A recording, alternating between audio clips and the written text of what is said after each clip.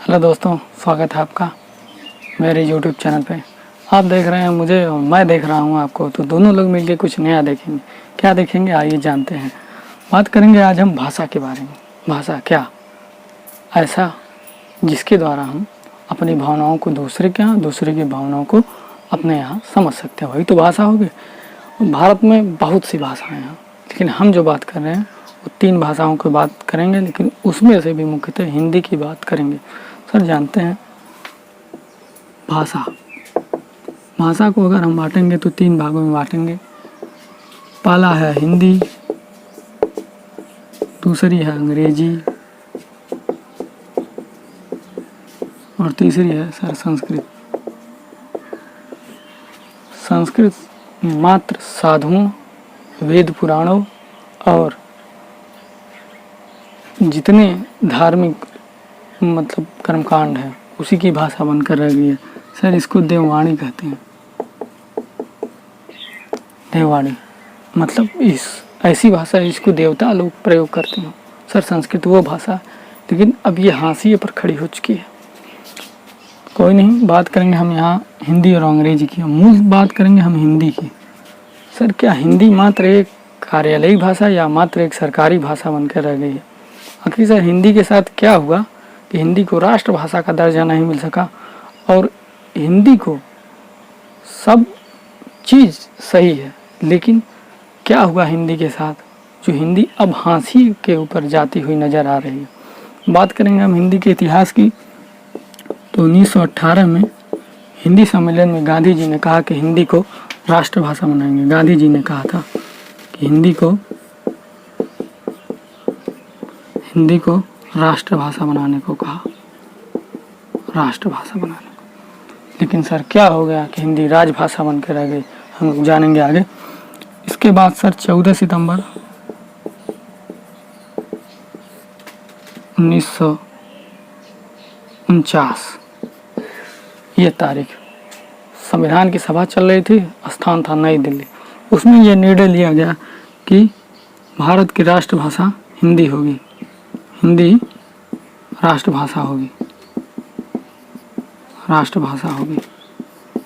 लेकिन ऐसा क्या हुआ कि हिंदी फिर राजभाषा बनी? तो हम लोग जानेंगे। इसमें हुआ ये कि दक्षिण भारत के लोगों ने कहा कि हमारे ऊपर हिंदी थोपी जा रही है और हम लोग हिंदी का विरोध करते हैं। तो इसी के देखते हुए संविधान सभा ने निर्णय लिया कि अंग्रेजी को भी राजभाषा बनाएंगे और हिंदी को भी राजभाषा बनाएंगे। तो हिंदी यहाँ राजभाषा बन गई और इसी आंदोलन ने जन्म दिया आंध्र प्रदेश को, जो कि भाषाई आधार पर पहला जो राज्य बना वो आंध्र प्रदेश था। तो ये रहा। और अंग्रेजी को भी राजभाषा का दर्जा मिला। और यहाँ जो हुआ फिर 14 सितंबर 1953 को वर्धा में हिंदी की समिति में कहा गया कि 14 सितंबर से हिंदी दिवस मनाएंगे। हिंदी दिवस। और तब से सर प्रत्येक 14 सितंबर को हम हिंदी दिवस के रूप में मनाते हैं। वर्धा महाराष्ट्र में पड़ता है, ये महाराष्ट्र का एक हिस्सा है, महाराष्ट्र में पड़ता है। सर ये तो हो गया हिंदी का इतिहास। अगर हम संविधान की बात करें तो सर 343 पहले में कहा गया है इस संघ की राजभाषा हिंदी होगी और जो लिपि होगी वो देवनागरी लिपि होगी। ठीक, अब इसमें जो हुआ वो हम लोग जानते हैं। अगर हम बात करें हिंदी की तो सर ये विश्व में तीसरी बोली जाने वाली सबसे बड़ी बोली है। अब उसमें तीसरी सबसे बड़ी बोली जाने वाली भाषा को अभी तक राष्ट्रभाषा का दर्जा नहीं प्राप्त हो सका। सर योग को 117 देशों का समर्थन मिल जाता, 173 देशों का साथ समर्थन मिला था। लेकिन ऐसा क्या हो गया हिंदी के साथ कि हिंदी को राष्ट्रभाषा नहीं बनाना पड़ा? और जो बात कर रहे हैं योग की, तो योग को सर 177 देशों का समर्थन मिला था, लेकिन हिंदी को नहीं मिला।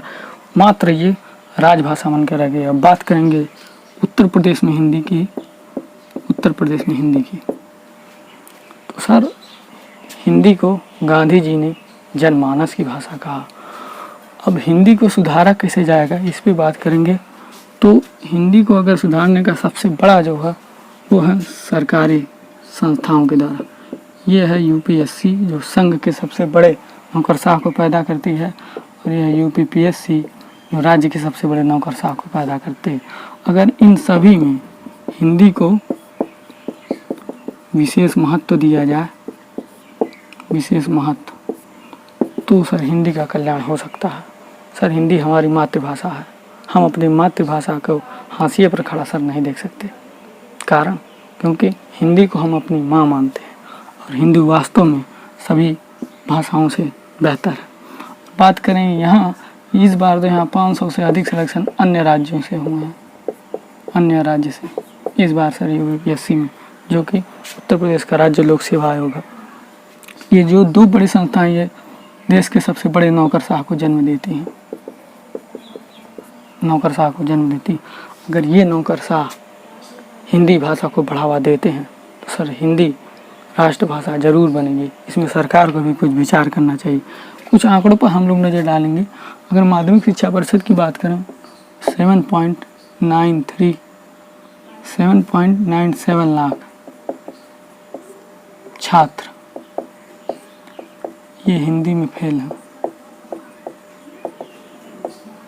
ये है सर हिंदी की दशा अपने राज्य में, जिसमें उत्तर प्रदेश जैसे राज्य में हिंदी की जो कि राजभाषा का दर्जा मिला है हिंदी को, वहाँ हिंदी की स्थिति ये है।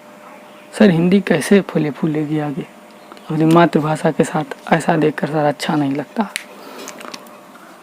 उम्मीद करते हैं सरकार से भी कि हिंदी के बारे में सिर्फ 14 सितंबर को हिंदी दिवस मनाने से नहीं बल्कि कुछ और बड़े सुधार करके हिंदी को आगे भी लेके जाए, ऐसा हम आशा करते हैं।